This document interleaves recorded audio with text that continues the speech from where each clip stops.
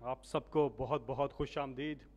قیام پاکستان سے استحکام پاکستان تک اولیاء کرام کا کردار، عالم اسلام اور وطن عزیز پاکستان کے موجودہ نازک صورتحال کے پیش نظر ایک فکری نشست کا اہتمام کیا گیا ہے جس کا عنوان ہے اولیاء کرام کا اصلاحی کردار سیرت نبوی صلی اللہ علیہ وآلہ وسلم کی روشنی میں۔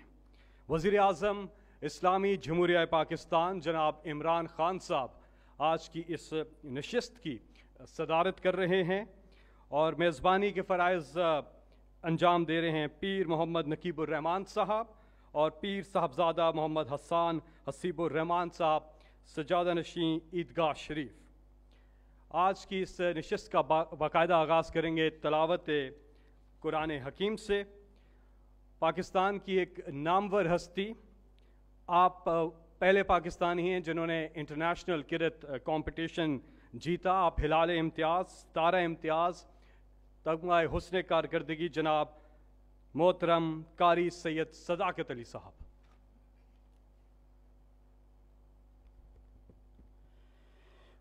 اعوذ باللہ من الشیطان الرجیم، بسم اللہ الرحمن الرحیم۔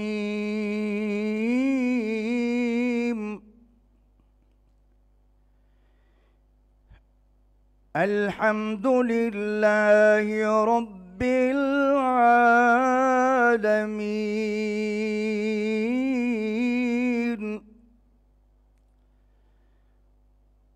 الرحمن الرحیم، مالک یوم الدین،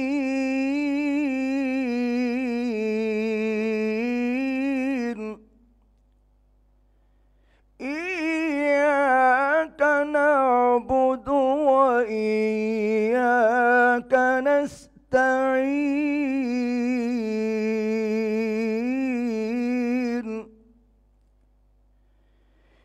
اهدنا الصراط المستقيم،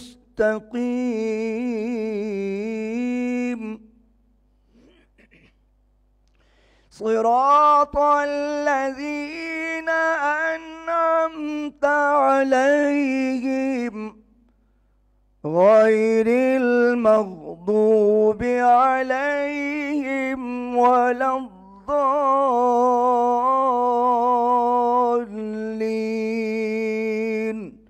صدق اللہ العظیم۔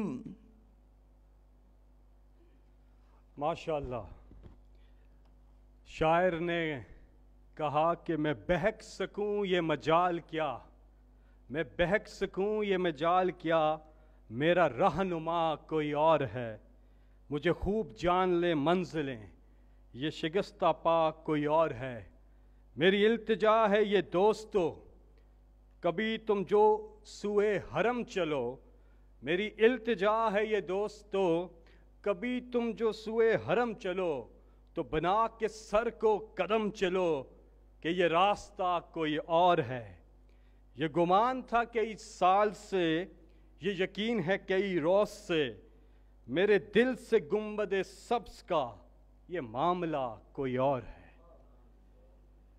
نعت رسول مقبول حضرت محمد مصطفیٰ صلی اللہ علیہ وسلم کے سلسلے میں دعوت دیتا ہوں، لیکن اس سے پہلے آپ سب سے درخواست ہے کہ ایک بار سب مل کے درود شریف پڑھ لیجیے۔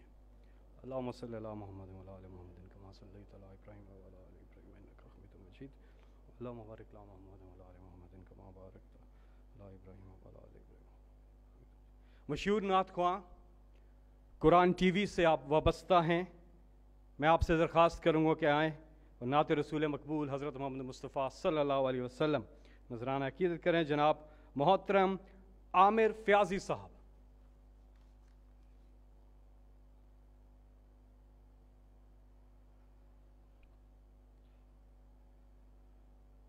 مفلس زندگی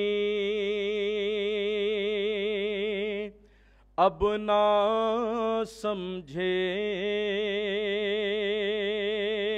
کوئی، مجھ کو عشق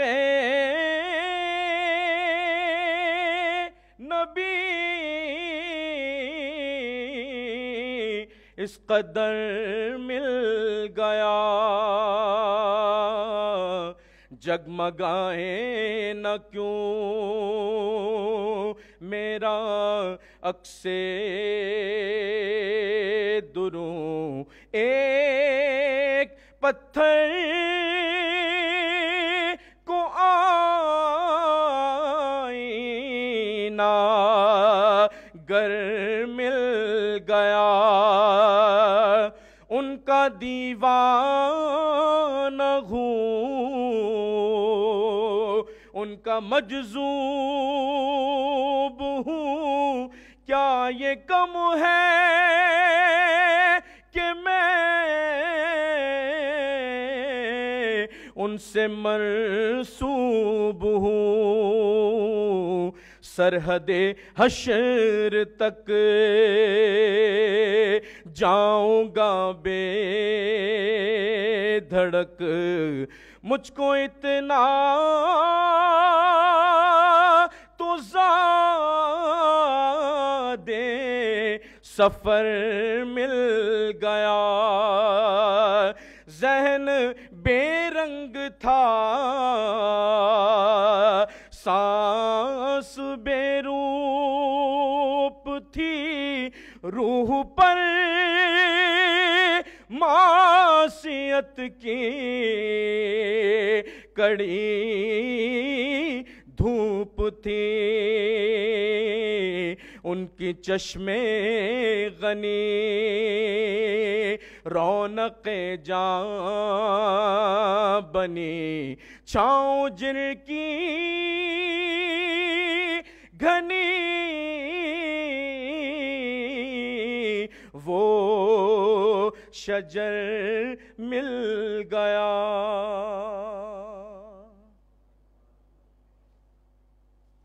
سبحان اللہ، عامر فیاضی صاحب ماشاءاللہ۔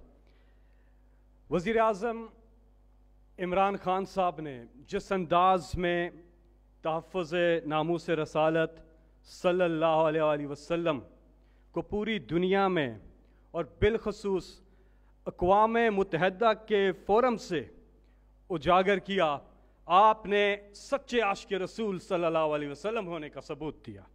ہماری دعا ہے کہ اس عظیم مقصد میں اللہ تعالیٰ آپ کے شامل حال رہے۔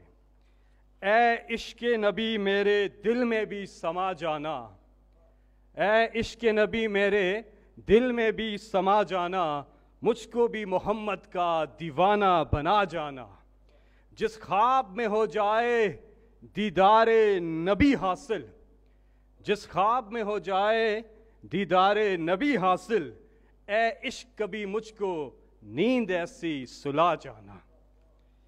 میں اب گزارش کروں گا جناب صاحبزادہ محمد حسان حسیب الرحمان سجادہ نشین عیدگاہ شریف کہ آپ اپنے خیالات کا اظہار کریں۔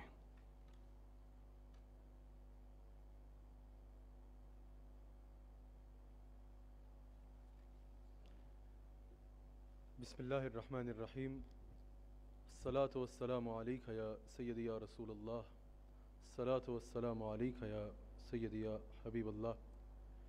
میں دل کی عطا گہرائیوں سے خوش آمدید کہتا ہوں وزیر اعظم اسلامی جمہوریہ پاکستان عزت مآب جناب عمران خان صاحب کو۔ آپ کو خوش آمدید کہتا ہوں اور دل کی عطا گہرائیوں سے آپ کا شکریہ ادا کرتا ہوں کہ آپ نے وقت نکالا اور یہاں تشریف لائے۔ اور اس کے بعد میں تمام علماء کرام اور مشائخ الزام جو ملک کے طول و عرض سے سفر فرما کر یہاں تشریف لائے، آپ سب کو دل کی عطا گہرائیوں سے خوش آمدید کہتا ہوں اور آپ کا شکریہ ادا کرتا ہوں کہ آپ نے شفقت فرمائی، سفر فرمایا اور یہاں تشریف لائے۔ الحمدللہ جناب وزیر اعظم صاحب، اس وقت یہ جتنی شخصیات آپ کے سامنے تشریف فرما ہیں، یہ ان میں سے کوئی بھی شخصیت کسی تعارف کی محتاج نہیں ہے، یہ ایک نمائندہ اجتماع ہے۔ تمام مشائخ الزام لاکھوں کی تعداد میں اپنے ارادت مندوں کا حلقہ رکھتے ہیں اور تمام علماء اکرام ہزاروں کی تعداد میں اپنے فالورز اور لسنرز رکھتے ہیں۔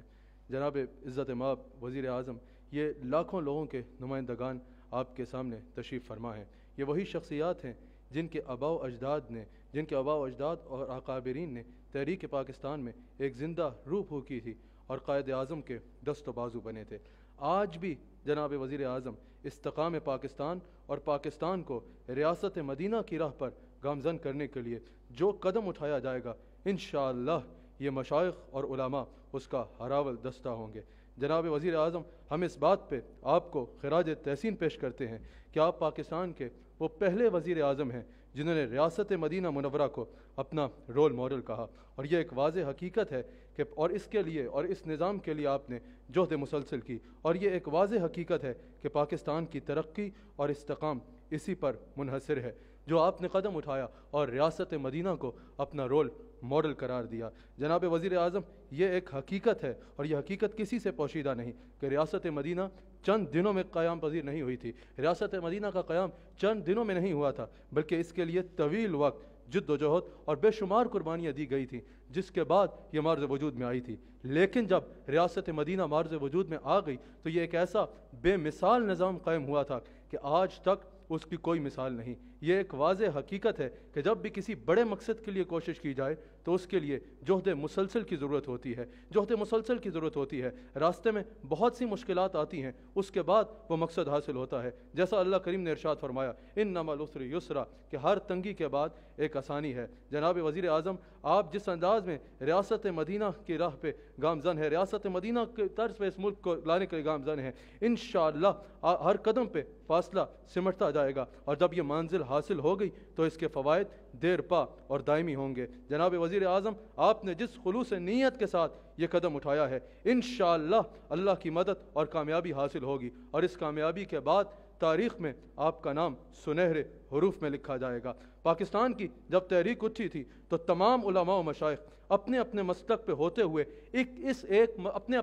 ہوتے ہوئے اس ایک مقصد کے لیے متحد ہو گئے تھے۔ اپنے اپنے اختلافات کو انہوں نے اس عظیم مقصد کے لیے رستے میں رکاوٹ نہیں بننے دیا، تب ہی پاکستان کا قیام ممکن ہوا۔ آج بھی اگر ہم پاکستان کا استحکام چاہتے ہیں، استحکام پاکستان چاہتے ہیں، تو ایسی ہی فضا قائم کرنی ہوگی کہ ہمیں اپنے اختلافات کو اس عظیم راہ کی رکاوٹ نہیں بننے دینا ہوگا، کیونکہ آج بھی وحدت امت کے بغیر استحکام پاکستان کا تصور ناممکن ہے۔ جناب وزیر اعظم، پاکستان کی جب تحریک اٹھی تھی تو پاکستان کا قیام اس نظریے پہ ہوا تھا کہ یہ ایک اسلامی فلاحی ریاست ہے اور اسلام کا قلعہ ہے، اور اس میں اسلامی تعلیمات کے مطابق مسلمانوں کے تمام مسالک اور غیر مسلموں کو اپنی بھرپور مذہبی آزادی کے ساتھ زندگی گزارنے کی پوری آزادی ہوگی۔ یہ وہی قانون ہے جس کی بنیاد رسول اللہ صلی اللہ علیہ وآلہ وسلم نے ریاست مدینہ کے قیام کے وقت رکھی۔ جناب وزیر اعظم، آپ نے اس اسلامی ریاست کے لیے ریاست مدینہ کو اپنا رول ماڈل قرار دیا۔ ریاست مدینہ میں کوئی بھوکا نہیں سوتا تھا۔ اسی تصور کو پیش نظر رکھتے ہوئے آپ نے پاکستان میں مختلف مقامات پہ لنگر خانوں کا اور قیام گاہوں کا، پناہ گاہوں کا قیام کیا۔ یہ ایک نہایت ہی قابل تحسین عمل ہے۔ جیسا آپ کے علم میں ہے، یہاں جتنے مشائخ الزام تشریف فرما ہیں، ان کی خانقاہوں میں یہ سلسلہ کئی صدیوں سے جاری ہے، جہاں کسی کا مذہب، مسلک یا عقیدہ پوچھے بغیر اس کو کھانا مہیا کیا جاتا ہے۔ جناب وزیر اعظم، یقیناً ہماری اور ہر مسلمان کی اول ترجیح ناموس رسالت صلی اللہ علیہ وآلہ وسلم ہے، اور ہمیں اس بات پہ خوشی ہے کہ آپ وہ پہلے وزیر اعظم ہیں جنہوں نے اقوام متحدہ میں ناموس رسالت کی خاطر آواز اٹھائی، اور صرف پاکستان کی نہیں بلکہ تمام امت مسلمہ کی نمائندگی کی، صرف پاکستان کی نہیں تمام امت مسلمہ کی نمائندگی کی۔ اور OIC کے اجلاس میں بھی آپ کے سر پہ ہی یہ تاج سجا کہ OIC کے اجلاس میں آپ نے ناموس رسالت صلی اللہ علیہ وآلہ وسلم کو اپنی اول ترجیح قرار دیا۔ جناب وزیر اعظم، آپ کا یہ اقدام قابل صد تحسین ہے، اور ہم سب کی دل کی دھڑکنیں آپ کو اس بات پہ خراج تحسین اور سلام محبت پیش کرتی ہیں۔ اور یہ میں ضرور کہنا چاہوں گا کہ جب وزیر اعظم صاحب مدینہ منورہ حاضر ہوئے، جس طرح جوتے اتار کے مدینہ منورہ کی گلیوں میں چلتے نظر آئے، وہاں سے بھی تو اندازہ لگایا جا سکتا ہے کہ جس کو شہر رسول کا اتنا حیا ہے، اسے ذات رسول کا کتنا حیا ہوگا۔ جناب وزیر اعظم، ہم جتنے لوگ یہاں پر جمع ہیں، یہ سب علماء اور مشائخ، یہ وہ لوگ ہیں جن کے اکابرین نے تحریک پاکستان کی اپنے خون سے آبیاری کی تھی، اور تحریک پاکستان میں ان کے اکابرین اور ان کے آباء و اجداد ہراول دستہ تھے۔ کہ جناب وزیر اعظم، ہمارے اکابرین کا، ہمارے آباء و اجداد کا مقصد صرف اور صرف ملک خداداد پاکستان کا قیام تھا۔ اسی لیے جب پاکستان کا قیام ہو گیا، پاکستان مارز وجود میں آ گیا، تو ہمارے مشائخ اقتدار کی خواہش کیے بغیر اپنی خانقاہوں میں واپس چلے گئے اور اقتدار قائد اعظم اور ان کے ساتھیوں کو سونپ دیا۔ آج بھی اقتدار کی خواہش کیے بغیر، عہدوں کی خواہش کیے بغیر الحمدللہ ہمارے اکابری استقام پاکستان کی خاطر اور پاکستان کی ترقی کی خاطر ہر ممکن کام کر رہے ہیں اور کرنے کو تیار ہیں، اور اپنے لوگوں کی بلا تمیز رنگ و نسل پاکستان کے قانون کی پاسداری کرنے کی تربیت دے رہے ہیں۔ پاکستان اپنے معروضی حالات کی وجہ سے بہت سی مشکلات میں رہا، لیکن الحمدللہ اللہ تعالیٰ کے فضل و کرم سے یہ مشائخ پاکستان کی عوام بالعموم اور علماء و مشائخ جو کہ منبر و محراب کے وارث تھے اور ہیں، بالخصوص تندہی سے الحمدللہ اپنا فریضہ انجام دے رہے ہیں۔ اور آخری بات یہی کہنا چاہوں گا کہ آج بھی جناب وزیر اعظم یہ جید علماء کرام اور مشائخ الزام اسی ضرورت کو پیش نظر رکھتے ہوئے اکٹھے ہیں کہ پاکستان کا مطلب کیا، لا الہ الا اللہ محمد الرسول اللہ صلی اللہ علیہ وآلہ وسلم، اس بات کو پیش نظر رکھتے ہوئے یہ جید علماء اس بات کو عرض کرنا چاہتے ہیں کہ انشاءاللہ خون دل دے کے نکھاریں گے رخ برگ گلاب، ہم نے گلشن کے تحفظ کی قسم کھائی ہے۔ آج ہم ملک کے اس وزیر اعظم کے ساتھ اکٹھے ہیں کہ جس کے دل میں پاکستانیوں کے لیے خلوص کے جذبات ہیں اور محبت کے جذبات ہیں، اور جو پاکستان کو ترقی اور ریاست مدینہ کی راہ پر گامزن کرنے کے لیے میدان عمل میں اترا ہے۔ جناب وزیر اعظم، ہم اس قرآنی اصول کے مطابق آپ کو یقین دلاتے ہیں، اس اصول کے مطابق ہم آپ کے ساتھ مکمل تعاون کریں گے کہ تعاونوا علی البر والتقوی ولا تعاونوا علی الاثم والعدوان۔ اس قرآنی اصول کے مطابق انشاءاللہ آپ کے ہر خیر کے کام میں ہم آپ کے ساتھ ہوں گے۔ جناب وزیر اعظم، ہمیں اس بات کا اچھی طریقے سے علم ہے کہ اس وقت پاکستان اندرونی اور بیرونی خطروں سے دوچار ہے۔ بیرونی دشمن اور جیسے ہمارے ملک کے خلاف یکجاں ہیں، اسی طرح اندرونی دشمن ہمیں اور ہمارے ملک کو تباہ کرنے پہ تلے ہوئے ہیں۔ ہم آج اس اجلاس سے اندرونی اور بیرونی دشمنوں کو بتا دینا چاہتے ہیں کہ جب تک رسول اللہ صلی اللہ علیہ وآلہ وسلم کے غلام یہاں پر زندہ ہیں، کوئی اس ملک کا بال بھی بھیگا نہیں کر سکتا۔ الحمدللہ جیسے ہمارے اکابر نے پاکستان بناتے وقت کسی قربانی سے درغ نہیں کیا تھا، ہم پاکستان کے استحکام کے لیے کسی قربانی سے درغ نہیں کریں گے، اور انشاءاللہ پاکستان کو ریاست مدینہ منورہ کی طرف لے کے جانے کے لیے جو قدم اٹھایا جائے گا انشاءاللہ ہمارے مشائخ اس کا ہراول دستہ ہوں گے۔ اللہ کریم جناب وزیر اعظم آپ کو اس پہ استقامت بھی عطا فرمائے، آپ کو کامیابی بھی عطا فرمائے، آپ کو مزید عزتوں سے نوازے۔ اللہ کریم آپ جس طرح پاکستان کی خدمت کے لیے اور پاکستان کو ریاست مدینہ کی راہ پر گامزن کرنے کے لیے خدمات سر انجام دے رہے ہیں، اللہ تعالیٰ حضور علیہ الصلوۃ والسلام کا صدقہ آپ کو مزید کامیابی عطا فرمائے۔ میں آخر میں پھر دل کی عطا گہرائیوں سے آپ کا شکریہ ادا کرتا ہوں۔ اللہ آپ کی عزتوں میں اضافہ فرمائے۔ بہت بہت شکریہ۔ شہر رسول صلی اللہ علیہ وسلم کی بات ہو رہی تھی۔ حضور ایسا کوئی انتظام ہو جائے، سلام کے لیے حاضر غلام ہو جائے، میں صرف دیکھ لوں ایک بار صبح طیبہ کو، بلا سے پھر میری دنیا میں شام ہو جائے۔ اب میں دعوت دوں گا مختصر خیالات کے لیے جناب صاحبزادہ اکرم شاہ صاحب کو۔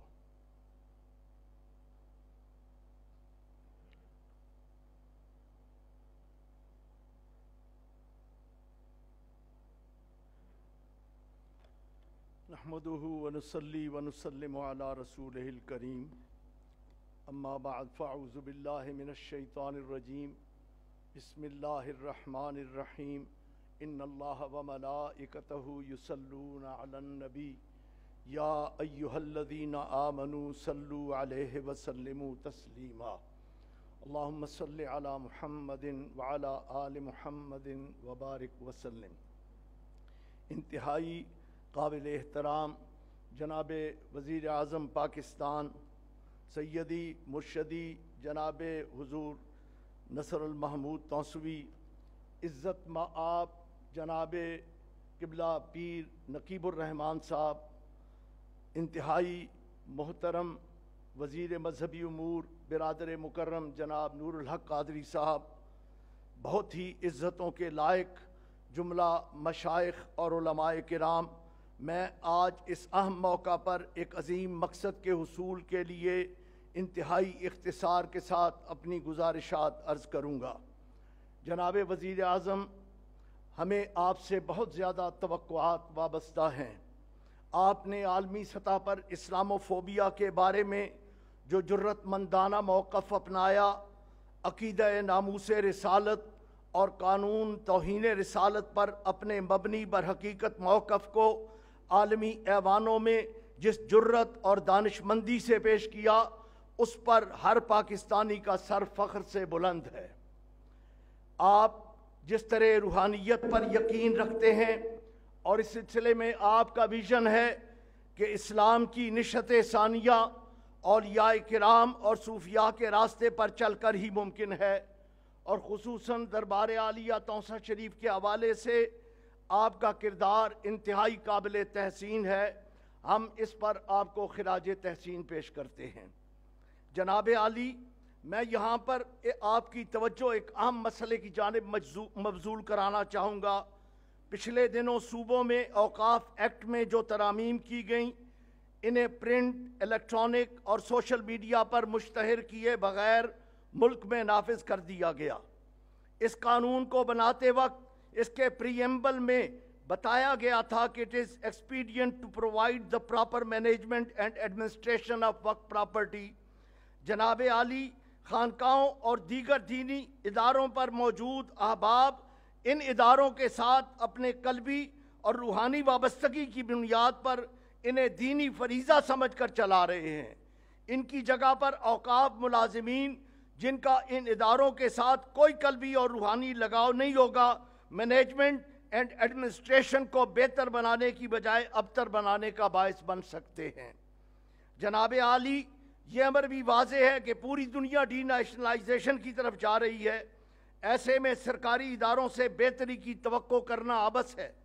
اس ایکٹ جس میں وقف پراپرٹی کی تعریف میں کہا گیا ہے any property used for religious, charitable or pious purposes is doomed to be a وقف پراپرٹی کی صورت میں ایک فرد واحد یعنی صوبائی ناظم اعلیٰ اوقاف کو بے انتہا اختیارات دے دیے گئے ہیں۔ وہ بغیر کسی نوٹس یا اطلاع کے کسی بھی خانقاہ، دربار، مسجد، امام بارگاہ اور مدرسہ کو اپنی تحویل میں لے کر مینیجر اوقاف کا تقرر کر سکتا ہے۔ اس کارروائی کو روکنے کے لیے کسی بھی عدالتی فورم کا دروازہ تک نہیں کھٹکھٹایا جا سکتا۔ اس قانون کے تحت جہاں بہت بھاری سزائیں اور جرمانہ رکھا گیا ہے، سنوائی نہ ہونا جناب عالی باعث حیرت ہی نہیں، بہت بڑی زیادتی بھی ہے۔ میں یہاں ان جملہ مشائخ اور علماء کی طرف سے پرزور مطالبہ کرتا ہوں اور ہماری بات کو سنا جائے اور جائز شکایات کا ازالہ کر کے خانقاہوں اور دیگر اداروں سے منسلک افراد کی ذہنی اور قلبی تشویش کو دور کیا جائے۔ ہم بجا طور پر توقع کرتے ہیں کہ جناب اولین فرصت میں وزارت مذہبی امور کو حکم صادر فرمائیں گے کہ وہ صوبائی وزارتوں سے رابطہ کر کے مناسب اقدامات کریں اور ان قوانین میں ضروری ترمیم کرائیں۔ آپ کا خدا حامی و ناصر ہو۔ بہت شکریہ۔ جی بہت بہت شکریہ۔ اب میں درخواست کروں گا وفاقی وزیر مذہبی امور جناب ڈاکٹر پیر نور الحق قادری صاحب سے کہ اپنے خیالات کا اظہار کریں۔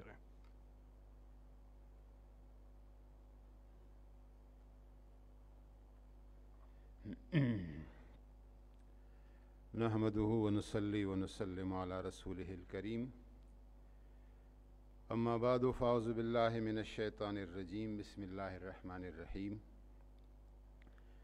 اللهم صل وسلم وبارك على سيدنا ومولانا محمد عبدك ورسولك ونبيك وحبيبك الأمي وعلى آله وصحبه وبارك وسلم عليه۔ آج کے اس عظیم الشان علماء و مشائخ کے فکری نشست کے مہمان خصوصی عزت مآب جناب عمران خان صاحب وزیر اعظم اسلامی جمہوریہ پاکستان، میرے محترم اور مخدوم جناب شاہ محمود قریشی صاحب وزیر خارجہ، اور آج کے اس بزم کے میزبان اور روح روان جناب پیر نقیب الرحمان صاحب اور صاحبزادہ حسان حسیب الرحمان صاحب، تشریف لانے والے ملک کے دور دراز سے تمام مسالک اور مکاتب فکر سے تعلق رکھنے والے مشائخ اعظام، علماء کرام، میں آپ سب کو خوش آمدید کہتا ہوں اور وزیر اعظم صاحب کی آمد کا شکریہ ادا کرتا ہوں، اور اس طرح کے ایک پرخطر لمحات اور اوقات میں پیر نقیب الرحمان صاحب کا اور صاحبزادہ حسان حسیب الرحمان صاحب کا کہ آپ نے ایک بروقت اقدام کر کے آج کے اس بزم کا اہتمام کیا۔ میں خانقاہ محمدیہ عیدگاہ شریف کا شکریہ ادا کرتا ہوں۔ عیدگاہ شریف کا ہمیشہ سے ایک بہت ملکی، مذہبی اور روحانی تاریخ میں ایک مثبت اور جاندار کردار رہا ہے۔ کچھ عرصہ پہلے جو فرقواریت کا ایک عفریت قابو سے باہر ہو گیا تھا، اس دوران بھی عیدگاہ شریف سے ہم نے ابتدا کی اور ایک بھرپور کردار عیدگاہ شریف کا رہا۔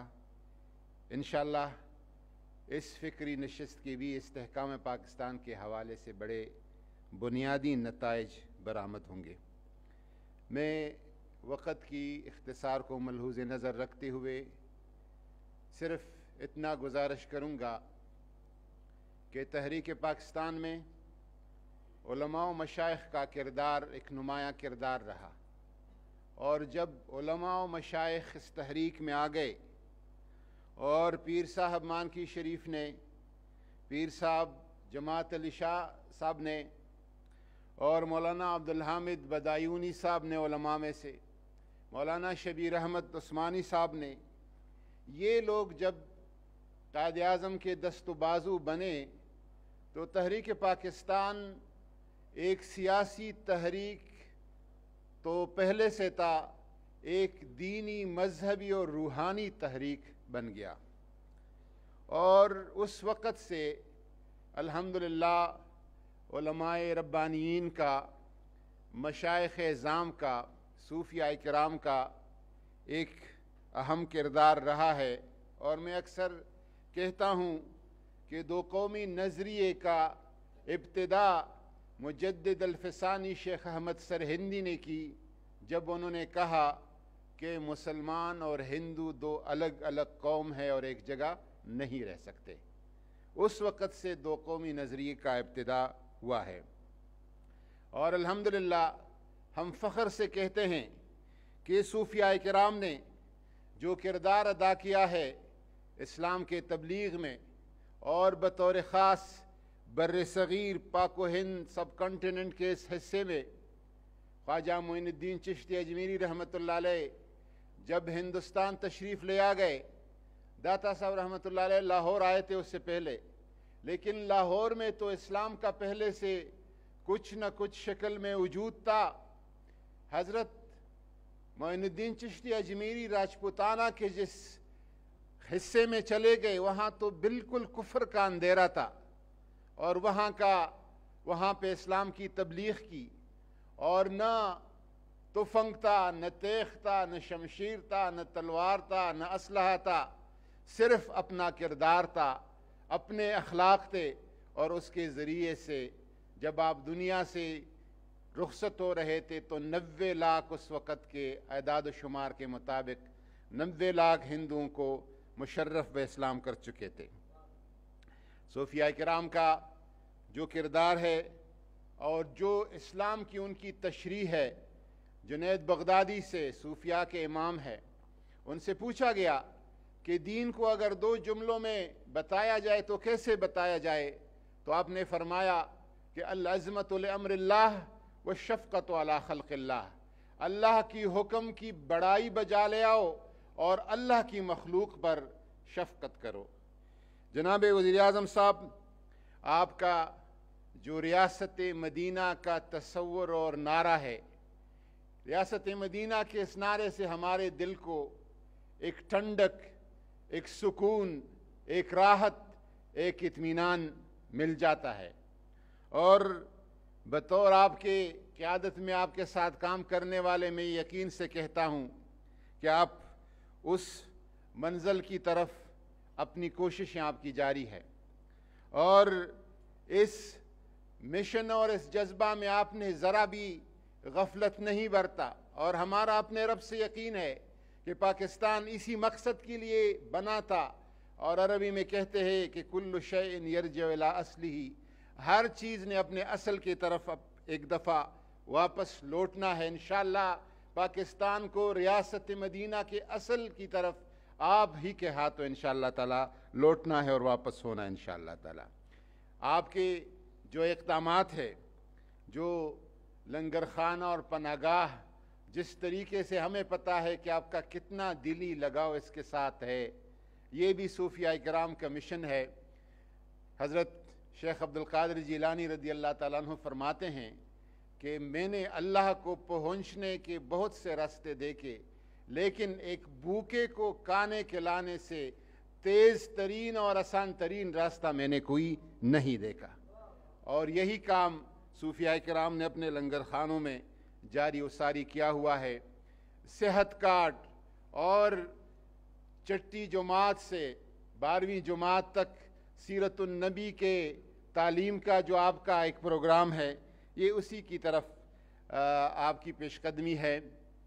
आपने हमेशा OIC के फ़ोरम पर, हम ख़ुद इसके चशमदीद गवाह है, UN के प्लेटफार्म पर इस्लामोफोबिया और नामूस रिसालत के मुक़द्दमे को जिस तरह उठाया है, शायद हमारे पाकिस्तान बल्कि आलमी तारीख़ में इस तरह किसी ने पहले नहीं उठाया है। और इंशाअल्लाह ताला हमारा यकीन है कि हुजूर की शफ़ाअत के शक्ल में अल्लाह ताला आपको इसका अजर देगा। मैं इस गुफ्तगू पर मशाइख़ एज़ाम पूरे मुल्क से आए हैं, उलमाए कराम पूरे मुल्क से आए, वो आपकी गुफ्तगू समाअत करना पसंद करेंगे। सिर्फ़ हसन हसीबुर्रहमान साहब मेज़बान मजलिस की तरफ से ऐलान है कि प्राइम मिनिस्टर की तकरीर के बाद वक्फ़ा होगा नमाज मग़रिब का, और नमाज मग़रिब के बाद हम अपना फ़िक्री नशिस्त जारी रखेंगे। और दूसरी नशिस्त की सदारत जो है वो जनाब शाह महमूद कुरैशी साहब, जो एक बहुत बड़े खानकाही निज़ाम और गौसल आलमीन के दरबार के सज्जाद नशीन भी है, वो फरमाएंगे। तो मैं इन्हीं कलिमात पर आप सब की आमद का शुक्रिया अदा करता हूँ। वमा अलैना इल्लल बलाग।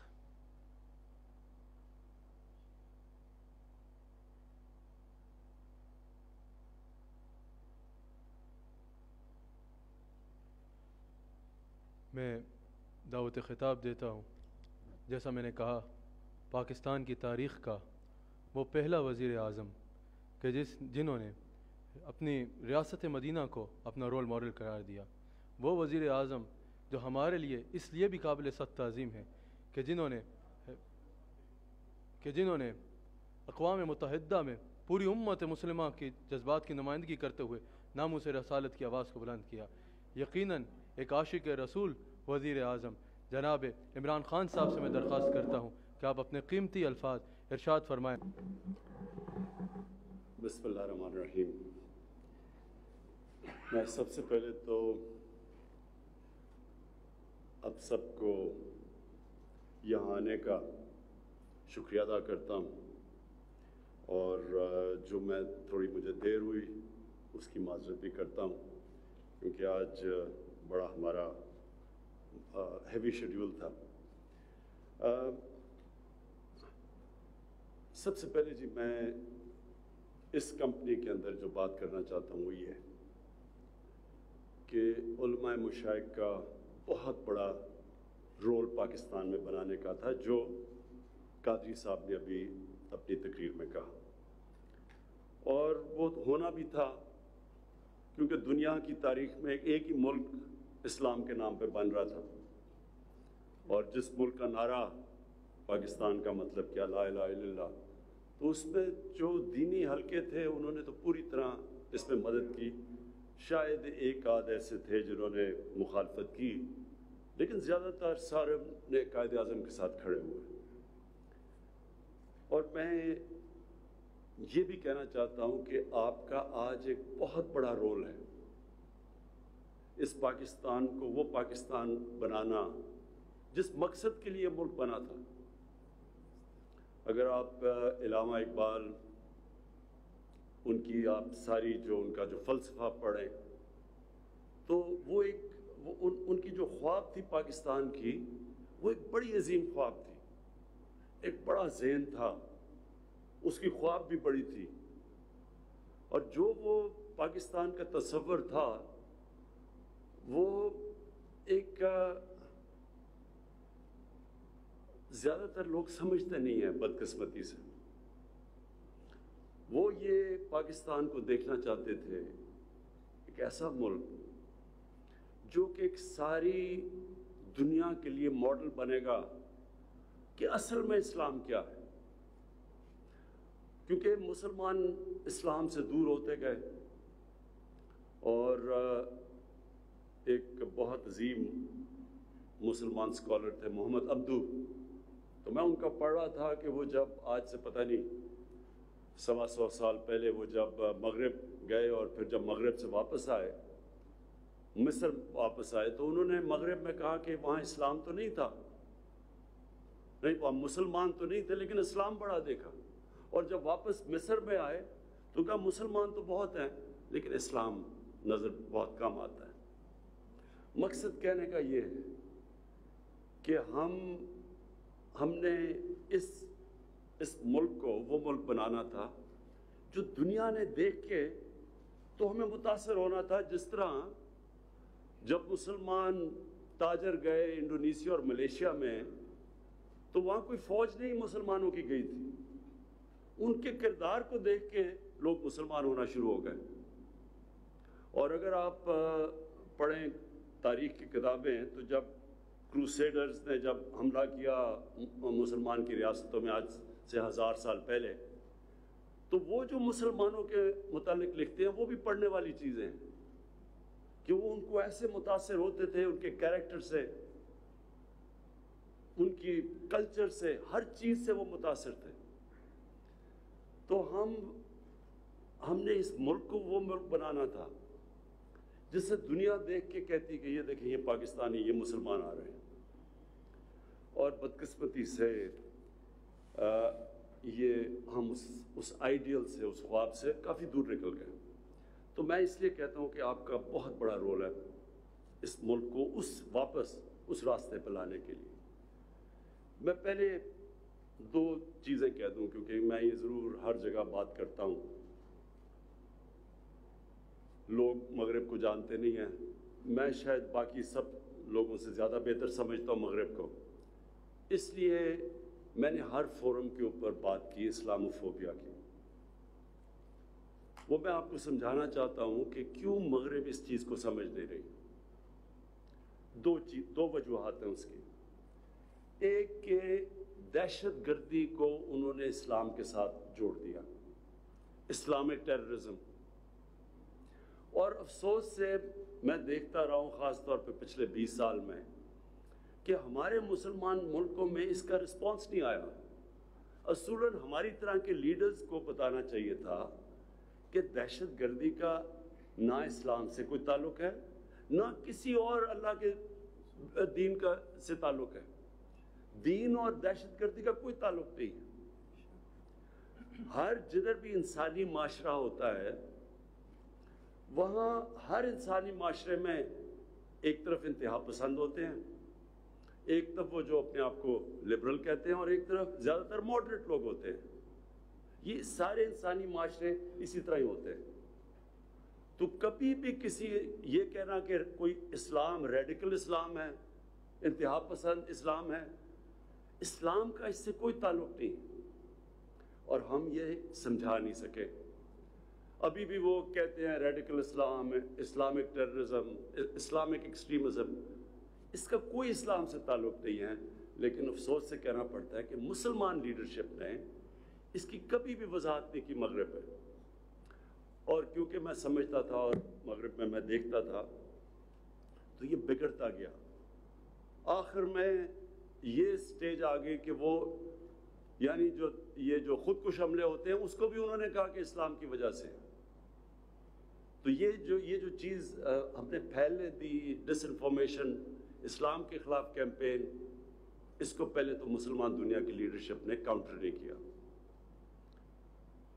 اور میں بار بار لوگوں کو سمجھاتا رہا کہ، اور باہر مغرب میں بھی ابھی بھی میں کہتا ہوں کہ خودکش حملے 9/11 سے پہلے جو سب سے زیادہ خودکش حملے کیے تھے وہ ٹیملز نے کیے تھے سری لنکا میں.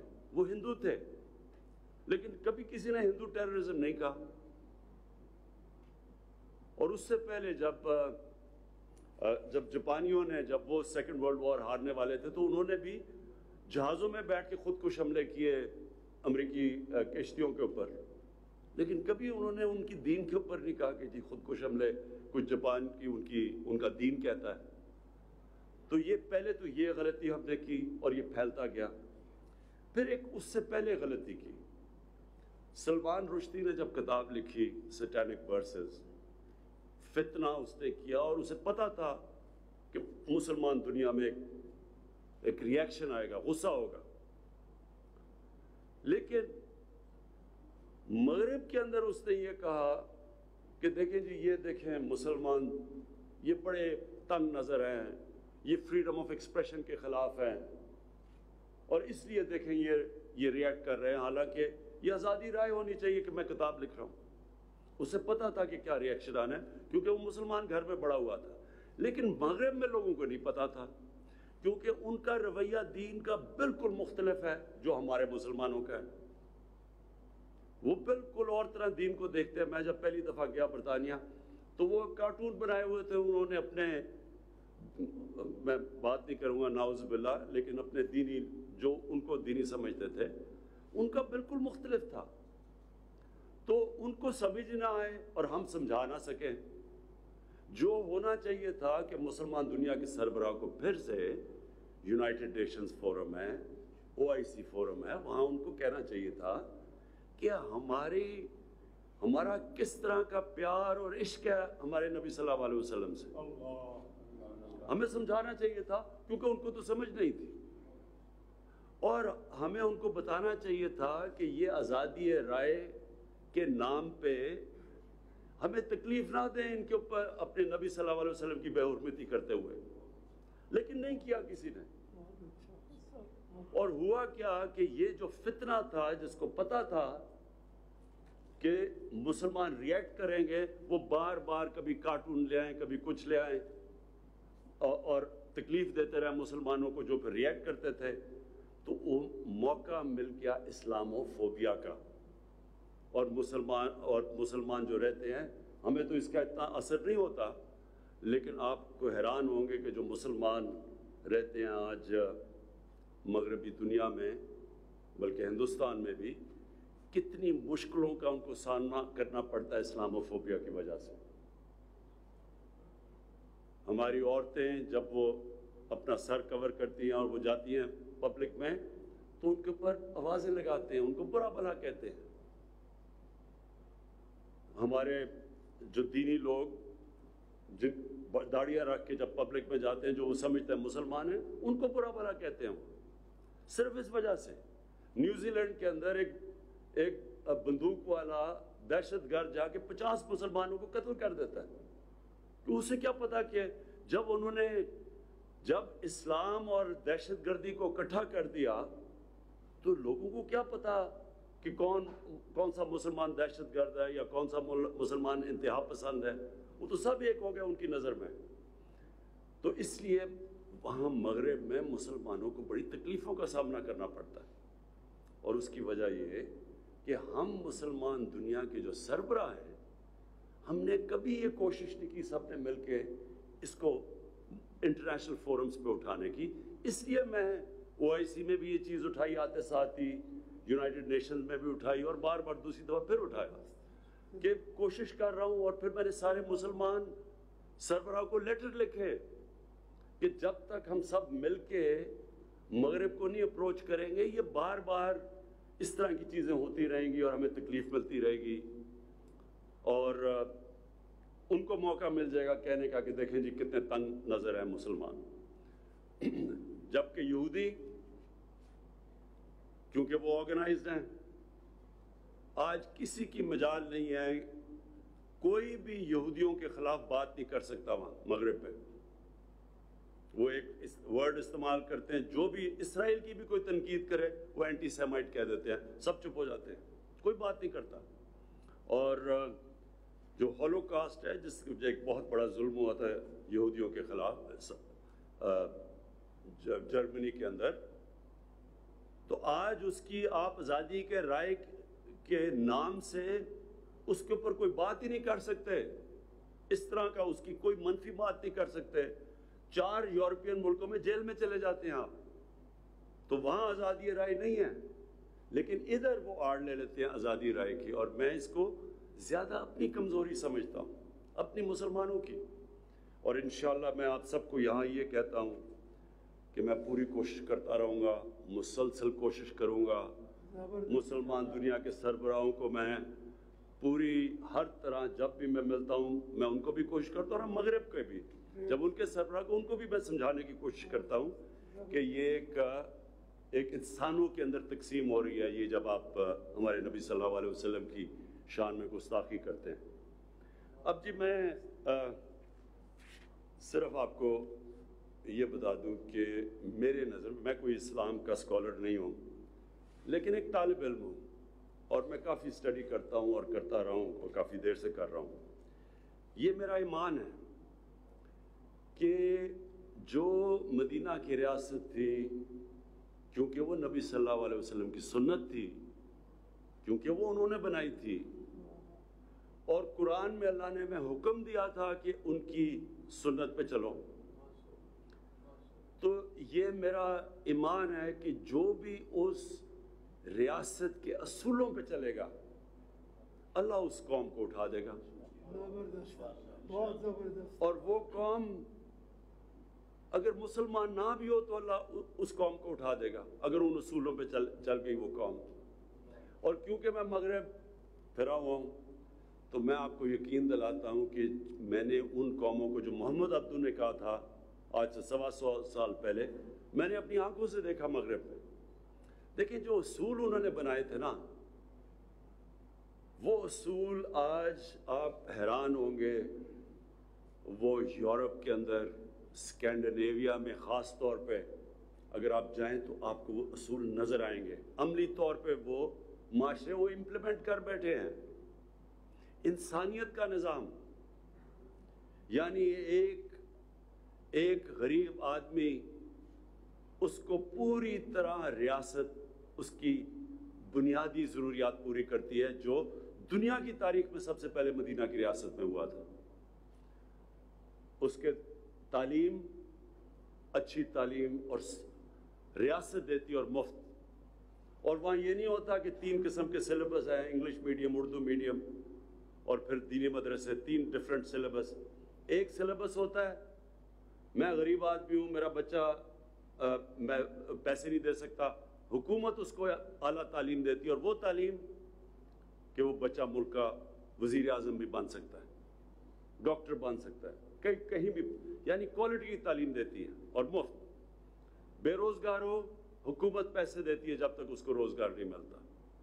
وہ اگر ہسپتال میں جائے گا اس کو مفت علاج ملے گا، میں یہ اسکینڈینیویا کی اب بات کر رہا ہوں۔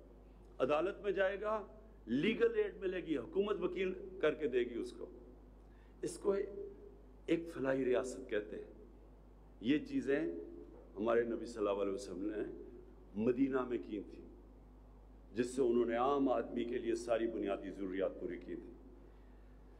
اور دوسری چیز جو انہوں نے مدینہ میں کیا تھا وہ رول آف لا، قانون کی بالادستی۔ قانون کی بالادستی یہ کبھی بھی آج تک، میں آپ سارے علماء اور مشائخ کے سامنے کہنا چاہتا ہوں کہ کبھی بھی آج تک کوئی دنیا کا معاشرے نے ترقی کی نہیں جدھر قانون کی بالادستی نہیں ہوئی۔ کوئی آج اٹھا کے دیکھ لیں، آج دنیا کے خوشحال ملک دیکھ لیں، سارے جتنی زیادہ قانون کی بالادستی، رول آف لا، جتنا انصاف کا نظام، اتنا ہی وہ ملک خوشحال ہے۔ تو جب انہوں نے नबी सल्लल्लाहु अलैहि वसल्लम ने कहा कि अगर मेरी बेटी भी कानून तोड़ेगी तो उसको सज़ा मिलेगी। और फिर कहा कि तुम्हारे से पहले बड़ी कौमें तबाह हुई, जिधर ताकतवर के लिए कानून और कमज़ोर के लिए दूसरा। ये याद रखें कि ये एक पूरा फ़लसफ़ा है इसके अंदर। और हमारे सामने आज आप तमाशा देख रहे हैं कि अरबों रुपए के केसेस हैं लोगों पे, और वो कहते हैं हमें एनआरओ दे दो। गरीब लोग जेलों में मरे, जिन्होंने गाय चोरी की, भैंस यानी मोटरसाइकिल चोरी किया, वो तो जेलों में चले गए। तो जिनके पास साबित हो गया कि अरबों रुपए उन्होंने इस मुल्क के चोरी किए हैं और बाहर ले गए हैं, वो कहते हैं हमें एनआरओ दे दो। ये आपके सामने हो रहा है। ये इसीलिए हमारे नबी सल्लल्लाहु अलैहि वसल्लम ने कहा था कि बड़ी कौमें तबाह हुई तुम्हारे से पहले, जो ये बड़ों को, ताकतवर को, डाकू को एनआरओ, और बेचारे छोटे लोगों को पकड़ के जेल में। छोटे लोगों की चोरी से तो मुल्क नहीं तबाह होता। आप गाय भैंसे, ये मोटरसाइकिल और थोड़ी चोरियां, इससे मुल्क नहीं तबाह होता। मुल्क तबाह होता है जब मुल्क का वजीर आजम और उसके वजीर चोरी शुरू करते हैं। और आज तीसरी जो हम कहते हैं ये डेवलपिंग वर्ल्ड, ये जो जिनको थर्ड वर्ल्ड कहते हैं, डेवलपिंग वर्ल्ड, गरीब मुल्क, आप एक एक गरीब मुल्क को देख लें, हर जगह उनके सरबरा, उनके वजीर आजम, उनके वजीर वहाँ से मुल्क का चोरी पैसा करके बाहर ले जाते हैं। एक एक मुल्क में आपको बता सकता हूँ, हर साल, ये ज़रा आप सबके लिए, हर साल 1000 अरब डॉलर गरीब मुल्कों से चोरी होकर अमीर मुल्कों में जाता है। 1000 अरब डॉलर। यानी हमारा जो, आप ये सोचें कि हमारा जो सालाना बजट है वो ज़्यादा से ज़्यादा 60 अरब डॉलर है। तो 1000 अरब डॉलर सिर्फ गरीब मुल्कों से चोरी होकर अमीर मुल्कों पे जा रहा है। तो इसलिए वो क्यों चोरी होके जाते हैं? वहां भी यही हो रहा है, ताकतवर एनआरओ और गरीब आदमी जेल में। तो ये निज़ाम जो हजरत, और इसको कहते हैं जुल्म का निज़ाम, और इसके लिए हजरत अली रज़ी अल्लाह ताला ने कहा था कि कुफर का निज़ाम चल जाएगा लेकिन जुल्म का निज़ाम और नाइंसाफ़ी का निज़ाम नहीं चल सकता। तो मैं जो आपसे चाहता हूँ, 4 चीज़ें आपसे चाहता हूँ। एक तो मदीना की रियासत के असूल, ये प्लीज़ आप हर जिधर भी आप बात करते हैं लोगों को बताएं तो सही कि वो असूल क्या थे। वो जो उन्होंने नबी सल्लल्लाहु अलैहि वसल्लम ने जो असूल के सेटअप किया था, जो बुनियाद बनाई थी उसकी, वो कोई वजह तो थी कि वहाँ हमें कुरान कहता है उनकी ज़िंदगी से सीखो, अल्लाह कहता है उनकी ज़िंदगी से सीखो, कि वही कौम जिसकी कोई हैसियत ही नहीं थी वो दुनिया की इमामत की उन्होंने। और ये नहीं कि कोई सदियाँ लगी या 15-20 सालों के अंदर उनकी हिजरत के बाद 15-20 सालों के बाद 2 सुपर पावर्स घुटने टेक गई। ये तो तारीख का हिस्सा है ना, ये तो कोई कहानियाँ नहीं है, ये तो डेट्स हैं। ये तो आप पढ़ लें हिस्ट्री ऑफ द वर्ल्ड, उसके अंदर आपको बता देंगे कि वो एक सारी दुनिया दंग है। हुआ क्या था कोई अभी तक नहीं समझ सकता कि इतना बड़ा इनकलाब कैसे आ गया, देखते देखते सारी दुनिया में फैल गए। वो इसलिए अल्लाह हमें कहता है कि उनकी ज़िंदगी से सीखो, उन असूलों से सीखो।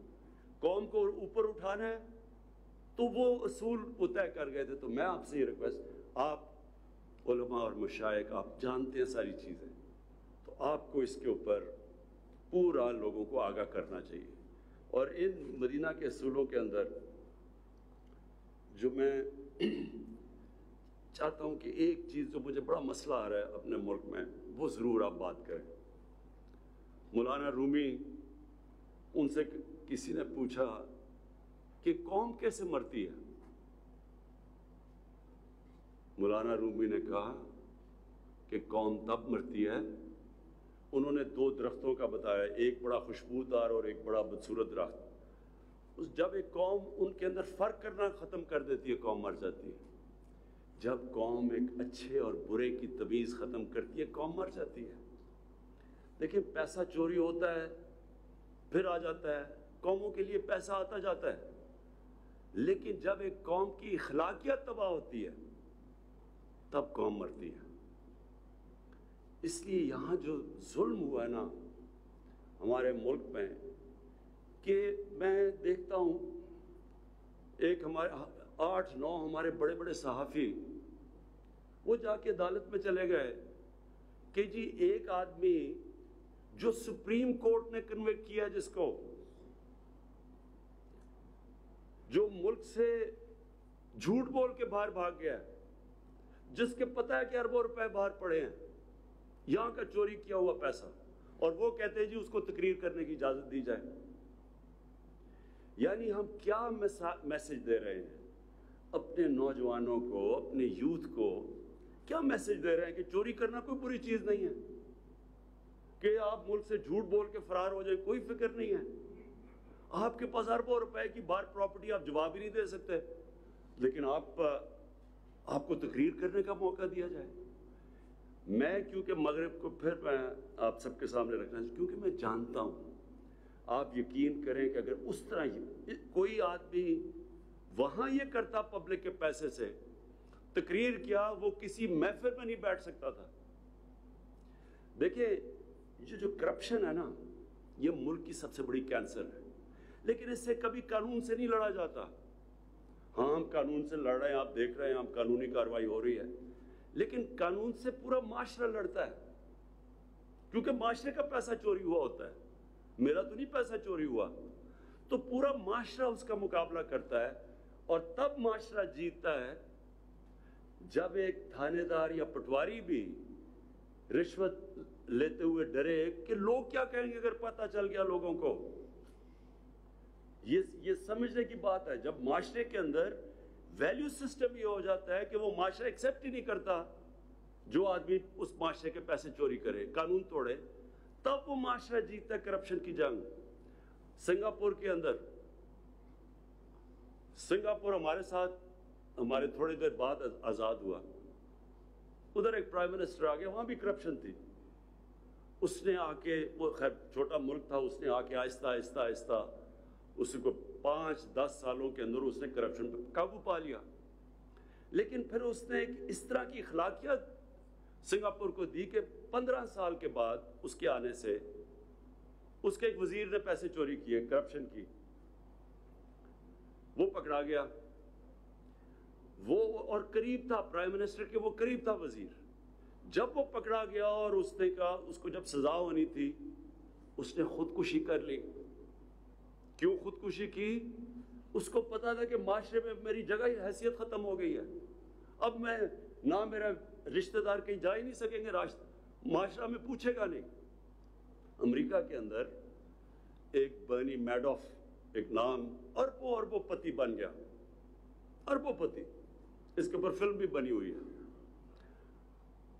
وہ اس کے سارے بڑے بڑے امریکہ کے بڑے بڑے نام اس کو جانتے تھے، وہ پارٹیز ڈنرز پہ جاتا تھا، اس کے 2 بیٹے تھے اور ایک اور بیوی کے علاوہ 2 بیٹے تھے۔ وہ پتہ چلا 15-20 سال کے بعد کہ اس نے ایک بہت بڑی کرپشن کی۔ اب یہ ذرا آپ سنیں کہ کیا فرق ہوتا ہے معاشرے میں، کیسے معاشرہ کرپشن کا مقابلہ کرتا ہے۔ جب پتہ چلا اس کی بیوی نے اس کو طلاق دی، اس کے ایک بیٹے نے خودکشی کر لی، دوسرا بیٹا غم میں چلا گیا کہ جگہ کوئی نہیں ہے، وہ سٹریس کے اندر ہی مر گیا۔ یعنی یہ میں صرف اس کو آپ کو یہ کہہ رہا ہوں کہ اس سے خوف ہوتا ہے لوگوں کو کہ پکڑے گئے تو کیا ہوگا۔ تو ہمارے معاشرے میں بدقسمتی سے کرپٹ لوگ شام کو ٹی وی پہ بیٹھ جاتے ہیں، وہ جا کے ان کو ایسے رکھتے ہیں جیسے کہ پتہ نہیں یہ معاشرے کا حصہ ہے۔ جب آپ یہ لوگوں کو پیغام ہی نہیں دیں گے کہ یہ بری چیز ہے تو قانون بنانے سے تو نہیں کرپشن ختم ہوتی۔ تو میں آپ سے یہ یہاں ہیلپ چاہتا ہوں، کیونکہ اس میں تو بڑا واضح ہے، قرآن میں اللہ کہتا ہے ایک بد کردار آدمی اور ایک نیک آدمی کو ایک ترازو میں تو نہیں، آپ وہ ایک تو نہیں ہے، آپ ان کو ایک طرح تو نہیں ٹریٹ کریں گے۔ جب آپ سزا اور جزا یا اچھے برے کی تمیز ہی نہیں کریں گے تو برائی میں تو پھر کوئی بری چیز نہیں ہے۔ شارٹ کٹ ہے، میں پیسہ بنا، میں کیوں محنت کروں جب میں پیسے بنا سکتا ہوں۔ اچھا جی، دوسری چیز میں 4 چیزیں آپ سے چاہ رہا تھا۔ دوسری چیز یہ کہ میں چاہتا ہوں کہ آپ جب بھی بات کریں تو لوگوں کو صفائی کی طرف لگائیں۔ ہم مغرب میں جاتے ہیں، وہاں صاف ستھری جگہ ہوتی ہے، وہاں جائیں آپ، یعنی ہم کیوں نہیں صاف ہو سکتے؟ ہم کیوں نہیں؟ اس پہ کوئی پیسے لگانے کی تو چیز نہیں ہے، یہ تو مائنڈ سیٹ ہے۔ تو میں چاہتا ہوں کہ جدھر بھی جو بھی موقع ملے آپ ضرور، کیونکہ آپ سب کے پاس آواز ہے، لوگوں کو سمجھائیں کہ جب نبی صلی اللہ علیہ وسلم نے کہا تھا کہ آدھا ایمان صفائی ہے تو کسی وجہ سے کہا تھا۔ ہم جو وضو کرتے ہیں یہ سمبولک ہے کہ ہم صاف لوگ ہیں۔ مسجد میں جاتے ہیں کہ اتنے گندے وہ باتھ رومز دیکھ کے وہ کوئی صفائی نہیں، کچھ نہیں، تو ہم اوپر سے اللہ کا نام لے رہے ہیں، اور یعنی وہ جو ہمارے نبی صلی اللہ علیہ وسلم نے بنیادی چیز کہ ہم صاف لوگ ہیں۔ میں وہی پھر آپ کو بتاؤں، میں نے کتاب پڑھا تھا کروسیڈرز کی، یہ جب پہلی دفعہ یورپ سے لوگ آئے اور جو مسلمانوں سے ٹاکرا ہوا ان کا، جب انہوں نے جروسلم کے اوپر واردات کی، تو وہ جو مسلمان کے اکاؤنٹ پڑھے وہ کہتے تھے کہ یہ نہاتے نہیں ہیں، ان سے بو آتی ہے، یہ ایسے، اور وہ کہتے تھے یہ بڑے صاف لوگ ہیں۔ حمام پہلی دفعہ انہوں نے زندگی میں دیکھے تھے جب وہ پہلی دفعہ آئے، تو یورپ میں تو تھا ہی نہیں ایسا۔ تو میں اب وہ الٹا ہو گیا، وہاں صفائی ہے اور ہمارا حالات برے ہیں۔ تو میں یہ دوسری چیز آپ سب سے چاہتا ہوں کہ معاشرے کے لیے، یوتھ کے لیے ضرور بات کریں صفائی کی۔ اور پھر سب سے امپورٹنٹ چیز دیکھیں، نبی صلی اللہ علیہ وسلم نے کسی نے ان سے ایک دفعہ پوچھا، ایک قریش کا آدمی، اس نے کہا جی میں اب 60 سال کا ہوں، میں عادتیں نہیں بدل سکتا، میرا سارا قبیلہ مسلمان ہو رہا ہے تو مجھے بھی ہونا پڑ رہا ہے، تو اب میں عادتیں نہیں بڑھ سکتا، مجھے ایک چیز بتاؤ مسلمان ہونے کی کہ میں عادتیں بھی رکھوں اور مسلمان بھی ہو جاؤں۔ انہوں نے کہا سچ بولا کرو۔ دیکھیں میں آپ سب سے کہتا ہوں کہ اس کے اوپر پلیز زور دیں، سچائی پہ، یوتھ پہ، بچوں پہ، سب پہ، جدھر بات کریں آپ کی پھر سے میں کہتا ہوں آواز ہے۔ یہ جو ہماری، کیونکہ پھر سے میں کانٹراسٹ بتا رہا ہوں، آپ یقین کریں جن ملکوں کو ہم کافر کہتے ہیں وہ بڑے سچے لوگ ہیں، اخبار پڑھا ہوتا ہے، ویسے کوئی بھی نہیں ہوتا وہاں، وہ پیسے ڈالتے ہیں، پیسے رکھتے ہیں اور اخبار اٹھا لیتے ہیں، وہاں تو کوئی پوچھنے والا نہیں ہے۔ ایک سچائی کا ایک پورا ایک ہمیں جہاد کرنی پڑے گی، کیونکہ بدقسمتی سے وہاں بھی ہمارے میں مجھے کئی دفعہ بڑا افسوس ہوتا ہے کہ ہمارے میں یہ ویلیو جو اتنا بڑا اسلام کا ویلیو ہے، سچ، یہ بھی ہم دور چلے گئے اس سے۔ اور آخر میں جو آپ سے بات کہنا چاہتا ہوں وہ یہ کہ جی لوگوں کو ہمیشہ اتحاد، یونٹی کی بات کریں۔ نبی صلی اللہ علیہ وسلم نے کیا کیا تھا؟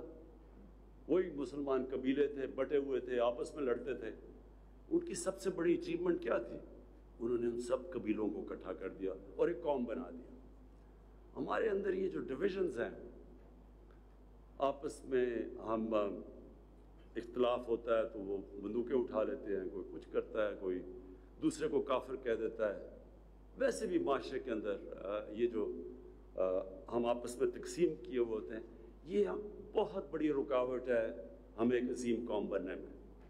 اور یہ ہے بھی نبی صلی اللہ علیہ وسلم کی سنت کہ لوگوں کو یونائٹ کرنا۔ رحمت العالمین تھے، سب انسانوں کے لیے رحمت بن کے آئے تھے، وہ تو بلکہ انسانوں کے لیے، صرف مسلمانوں کے لیے نہیں، انسانوں کے لیے رحمت بن کے آئے تھے۔ تو یہ جو یونائٹ کرنا ہے یہ بہت بڑی ان کی سنت ہے، اور یہ پھر آپ سب کی بڑی ذمہ داری ہے کہ کیونکہ آپ کی آواز ہے، میں یہ امید رکھتا ہوں کہ آپ یہ جو یونائٹ کر کے اس ملک کو مضبوط کرنا، اور میں یقین آپ کو دلوا دوں اللہ نے اس ملک کو کیا کیا نعمتیں سے نہیں بخشا۔ جب سے میں پرائم منسٹر بنا ہوں مجھے اور سمجھ آتی رہی ہے کہ اللہ نے اس کو کیا کیا ہمیں بخشا ہوا ہے، اور ہماری بدقسمتی ہے کہ ہمارے میں کیریکٹر نہیں تھا کہ اس ملک کو وہ قوم بنانا جو کہ بننا چاہیے تھا۔ تو یہ ایک جب ہم مدینہ کی ریاست کی بات کرتے ہیں، ایک جدوجہد کی ہم آغاز کرتے ہیں۔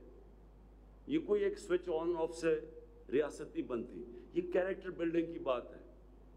یہ ایک قوم جب ایک سچائی کی طرف جاتی ہے، اپنا کیریکٹر اٹھاتی ہے، اپنا ذہن چینج کرتی ہے، مائنڈ سیٹ بدلتی ہے، اپنے اندر ایک ایمان رکھتی ہے کہ ہم لا الہ الا اللہ، اللہ کے سوا کوئی خدا نہیں، کسی جھوٹے خدا کے سامنے نہیں جھکتے۔ اور سب سے بڑے یہ جو جھوٹے خدا ہیں، یہ پیسہ کیا، یہ جو لالچ ہے پیسے کی، یہ سب سے زیادہ بڑا بت ہے جس کی پوجا کرتے ہیں ہم۔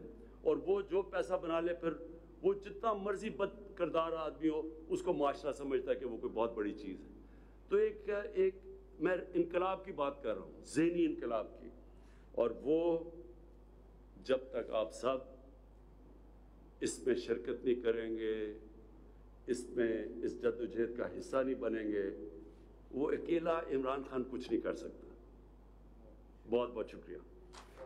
الحمدللہ اس نشست کی صدارت حضرت یقیناً سلطان الاولیاء حضرت بہاؤالدین زکریا رحمۃ اللہ تعالی علیہ کی درگاہ کے سجادہ نشین وزیر خارجہ حضرت قبلہ صاحبزادہ پیر شاہ محمود قریشی صاحب فرما رہے ہیں۔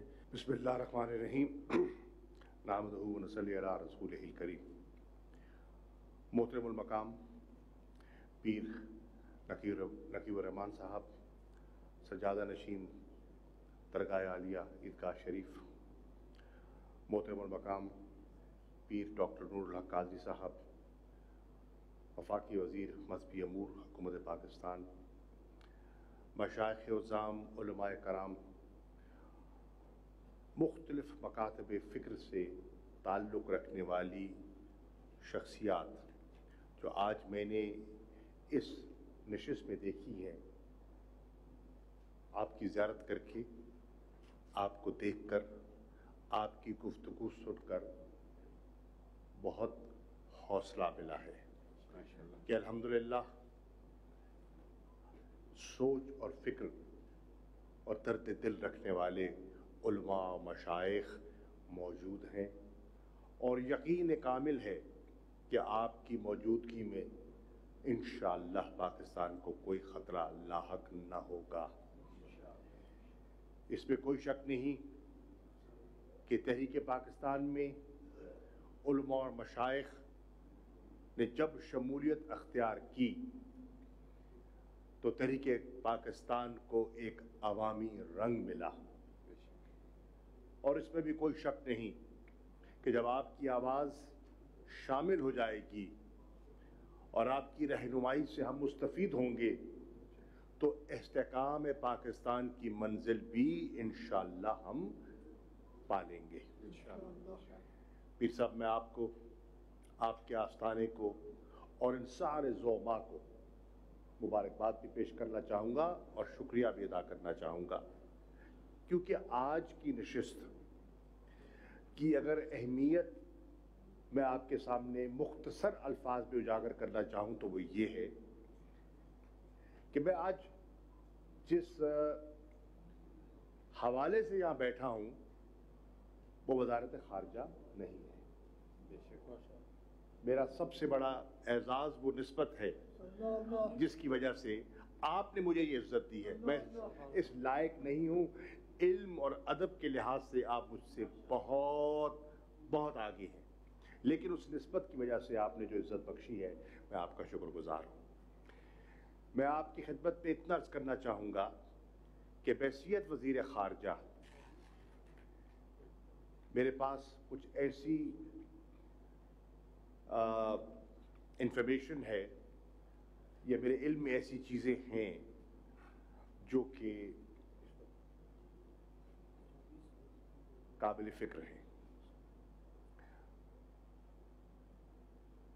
14 نومبر 2020 میں نے ایک ڈوسیئر پیش کیا اور اس میں اس کا خلاصہ یہ ہے، اس میں ایسے شواہد جمع کر کے دیے جس سے دنیا کو یہ قائل کرنا تھا کہ ایک منصوبہ بندی کی جا رہی ہے پاکستان میں عدم استحکام پھیلانے کی، ڈی اسٹیبلائزیشن پاکستان کے لیے منصوبہ بندی کی گئی ہے۔ پاکستان کے اندر ریاستی سطح پر دہشت گردی کی منصوبہ بندی کی گئی ہے۔ और किसने की है, नाम लिए बगैर आप मेरा हवाला और मेरा इशारा समझ गए होंगे। जो कभी पाकिस्तान का वजूद चाहता नहीं था, वही कुव्वत आज भी पाकिस्तान उनको चुभ रहा है। पाकिस्तान का इस्तेहकाम, पाकिस्तान की खुशहाली, पाकिस्तान की यकजहती उनको चुभ रही है, और उसको पारा पारा करने के लिए वो हमातन कोशिश में रहते हैं कि यहाँ किसी न किसी तरीके से इंतशार फैलाया जाए। कभी वो सेक्टेरियनिज्म को हवा देने की कोशिश करते हैं, और अभी हजरत ने एक बड़ी खूबसूरत बात की, मैं पहली मरतबा ये इस्तिलाह सुनी है कि सियासी फिरकावारियत का लफ्ज़ आपने इस्तेमाल फरमाया। मैंने पहली दफ़ा आपने मेरी लुगत में इजाफा फरमाया है कि मजहबी फिरकावारियत तो सुनते थे, जानते थे, उसके ख़तरात से आगाह है, लेकिन सियासी फिरकावारियत का आपने हवाला दिया। इसमें भी कोई शक नहीं कि उसके पीछे मकासद है। तफसीलात में जाने का ना वक्त है और ना ये नशिस्त उसके लिए मुख्तस की गई है, लेकिन मैं आपकी कोश गुजार करना चाहूँगा कि एक बहुत बड़ा मंसूबा है, और उस मंसूबे को हमने ना सिर्फ बेनकाब किया है बल्कि बैनुल अक़वामी सतह पर आगाह किया है। अक़वाम मुत्तहिदा के फोरम पर आगाह किया है। जो P5 परमानेंट मेंबर्स हैं सिक्योरिटी काउंसिल के, सलामती काउंसिल के, उनको आगाह किया है। जो मुख्तलिफ दुनिया के अहम ममालिक हैं उनके सरबराहान को आगाह किया है। नंबर 1। नंबर 2, इसमें भी कोई शक नहीं कि आज वो मंसूबा जो पाकिस्तान को बदनाम करने के लिए, या अंग्रेजी में जिसको कहते हैं पाकिस्तान को मलाइन करने के लिए 15 साल से जारी था, 750 के लगभग जाली NGOs के जरिए, वेबसाइट्स के जरिए, पार्लिमानी ग्रुपों के जरिए, वो हमने नहीं, यूरोपियन यूनियन ने अपनी तहकीक के बाद उसको बेनकाब किया है। अब उसके पीछे अज़ाइम क्या थे, उसकी तफसीलात में भी जाने का वक्त नहीं है। इशारा मैं इस तरफ कर रहा हूं कि पाकिस्तान को बैरूनी तौर पे भी और अंदरूनी तौर पे भी कमजोर करने की कोशिशें जारी हैं। इस वक्त आप अपनी मगरबी सरहद को देखिए तो अफगानिस्तान में जो अमन व इस्तेहकाम का जो अमल है वो बड़े एक नाजुक मोड़ पर खड़ा है। और अगर आप अपनी मशरकी सरहद की तरफ देखें तो मकबूजा कश्मीर की सूरत हाल जो है 5 अगस्त 2019 के बाद वो पहले से ज़्यादा पेचीदा हो चुकी है, और वहाँ आज 18 माह हो गए हैं कि कंप्लीट, जिसको कहते हैं ना, वो एक मिलिट्री सीज की कैफियत में है। जितने बुनियादी हकूक थे उनके सलब है। सांस लेना दुश्वार हो चुका है, इज्जत महफूज रखनी दुश्वार हो चुकी है, घर की चादर चारदीवारी का तहफ़्फ़ुज़ एक बहुत बड़ा चैलेंज बन चुका है।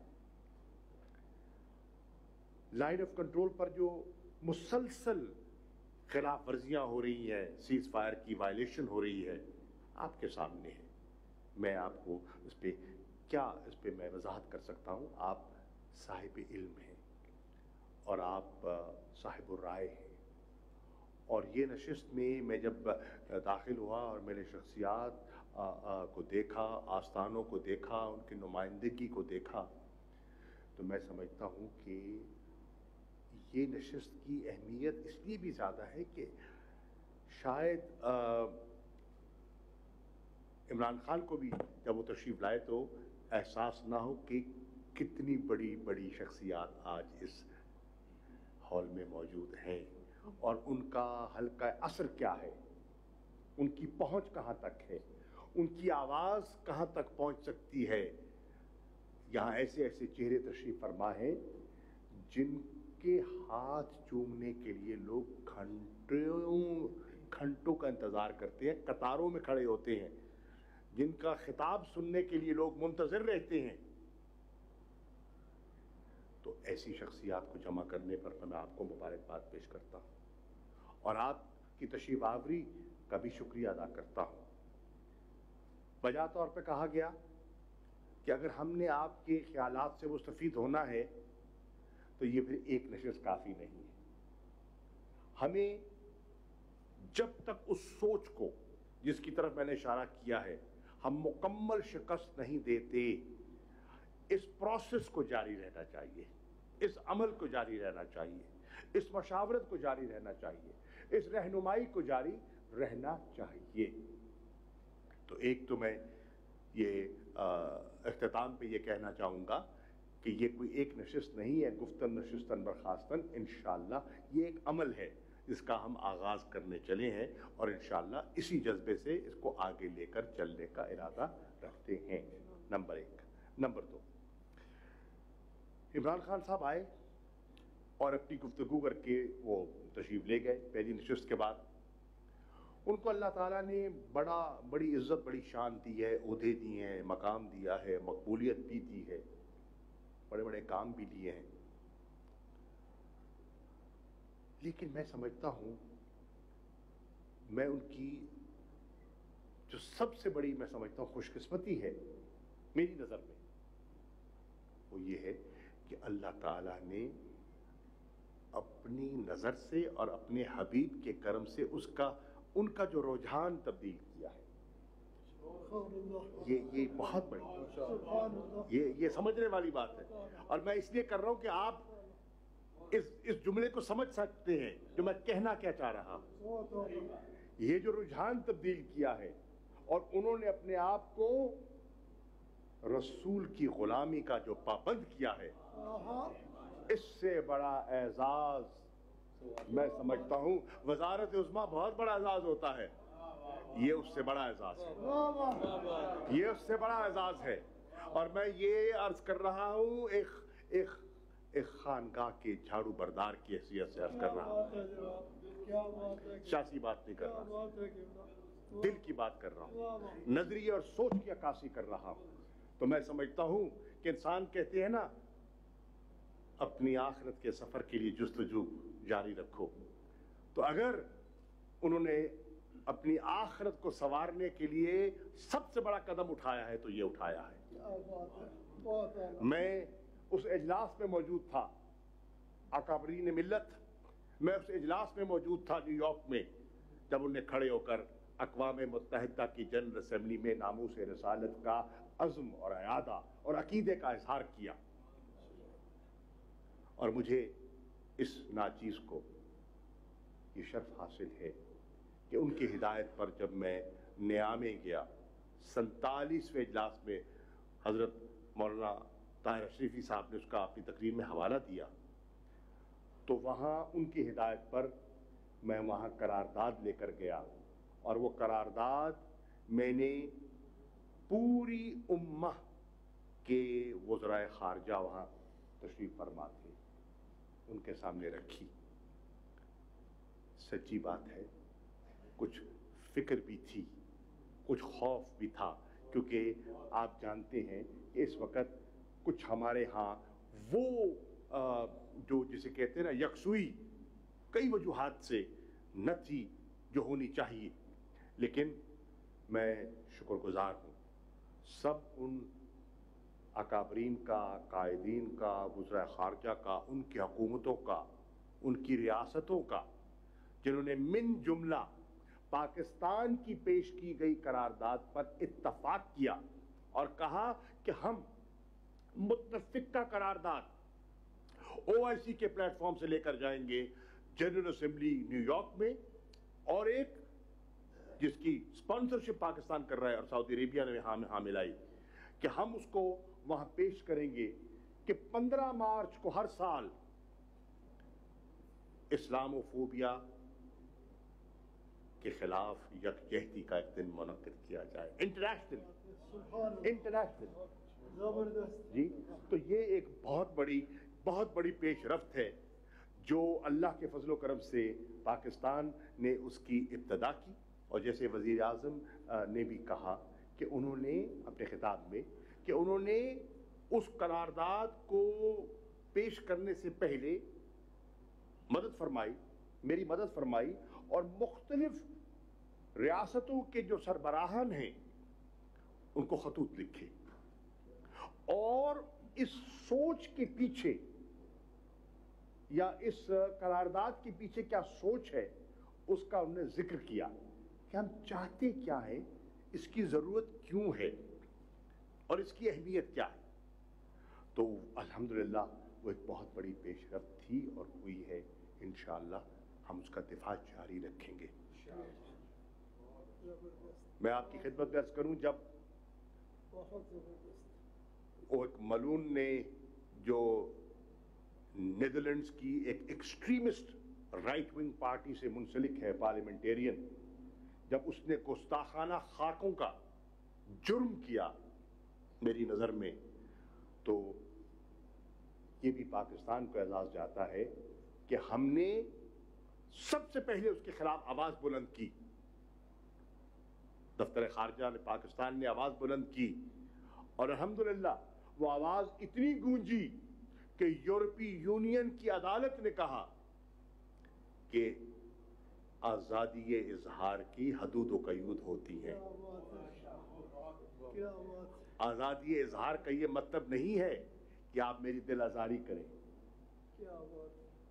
آزادی اظہار کے ہم قائل ہیں, ہر جمہوری سوچ رکھنے والا اس کا قائل ہے, لیکن یہ مطلب نہیں ہے کہ آپ 1 ارب سے زیادہ مسلمانوں کے جذبات کو مجروح کریں.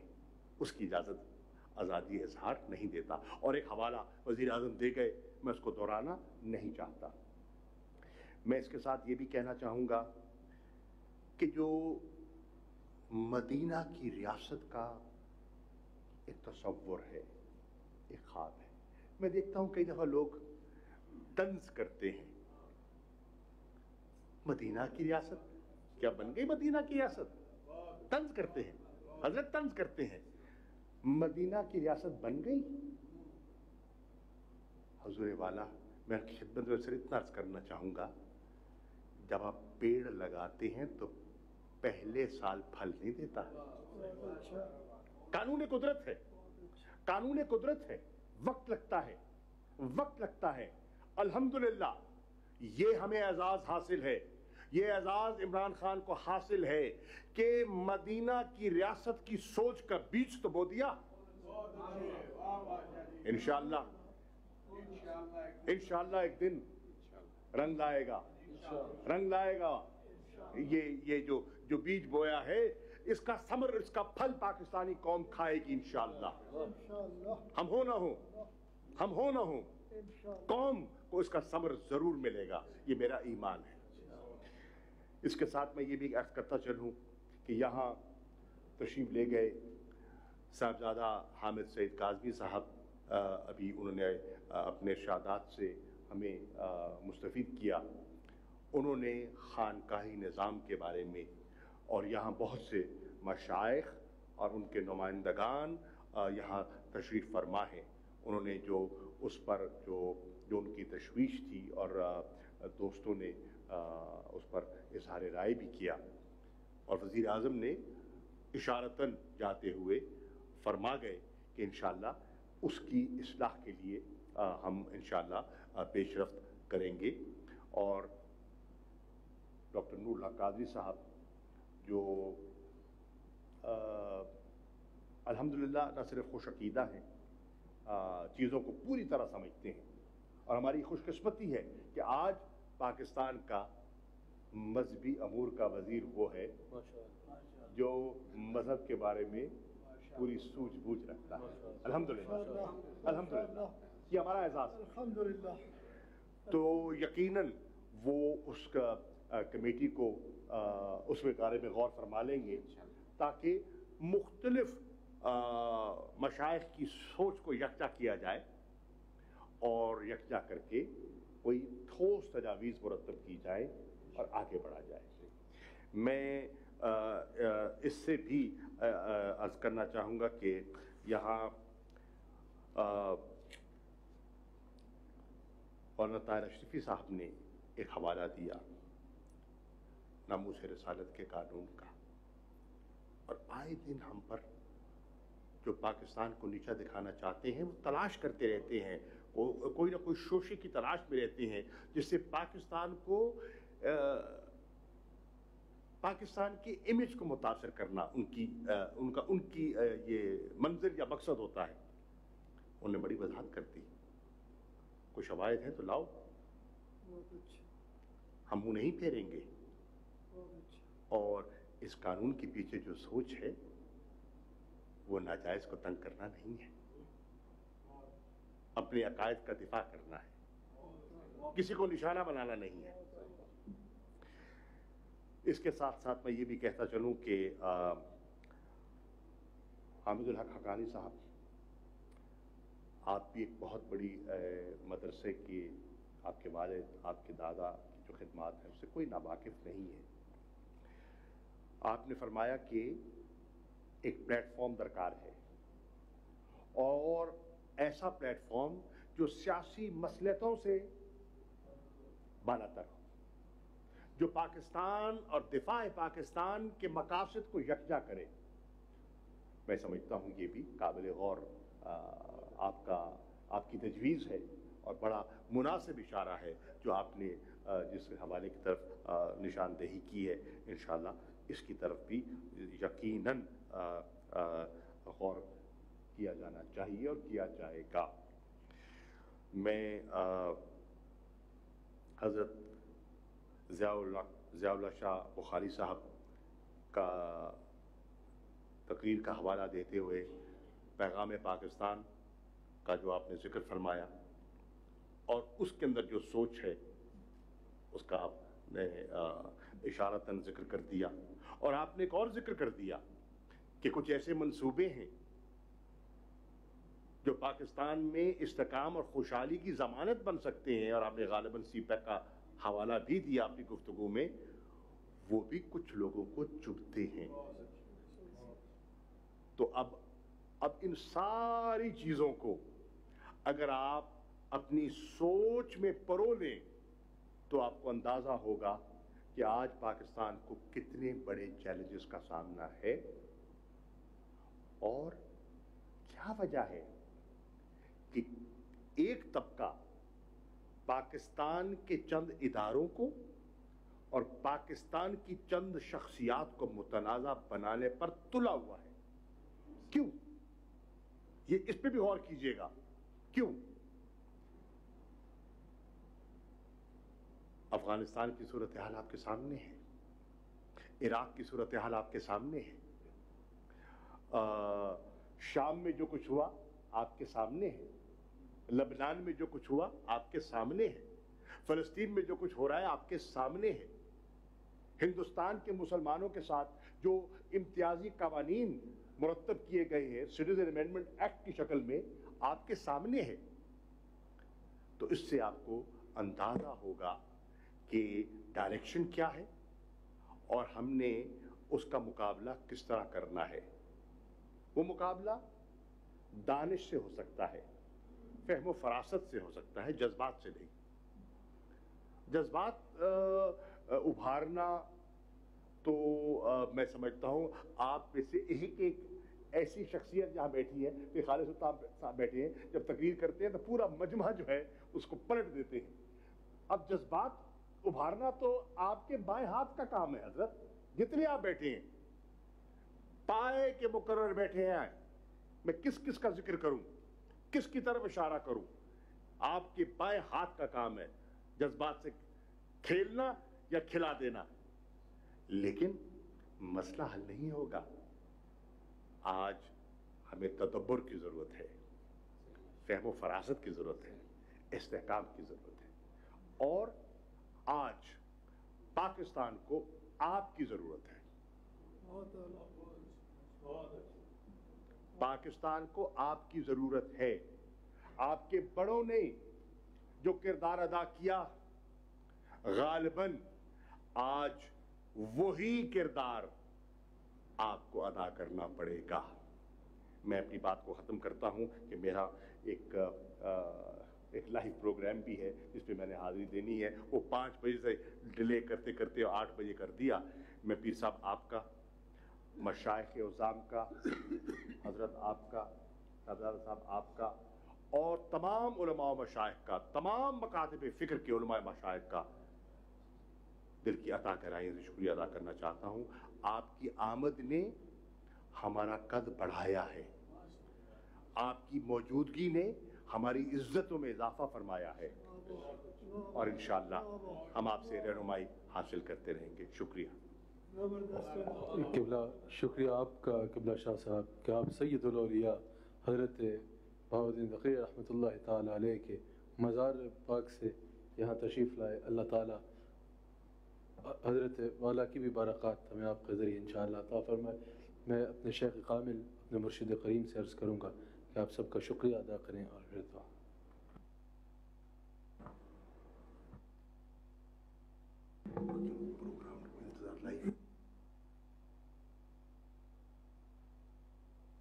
الرحمن الرحیم، الصلاۃ والسلام علیکہ یا سیدی یا رسول اللہ، الصلاۃ والسلام علیکہ یا سیدی یا حبیب اللہ وعلی آلکہ و اصحابکہ یا سیدی یا حبیب اللہ۔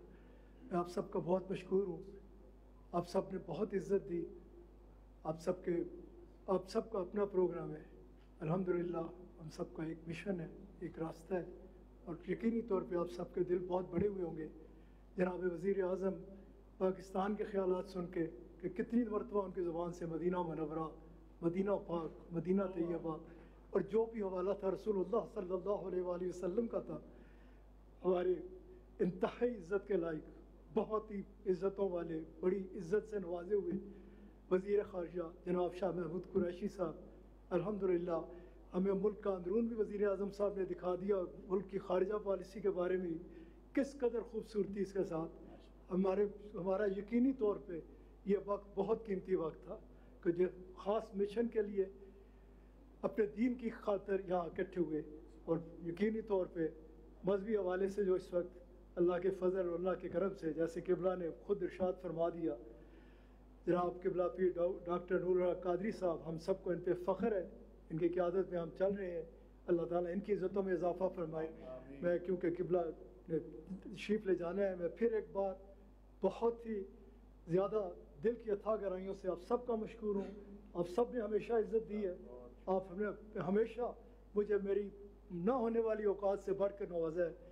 میں اس پہ رب کے آگے دعا ہی کر سکتا ہوں کہ اللہ تعالیٰ آپ کی عزتوں میں مزید اضافہ فرمائے۔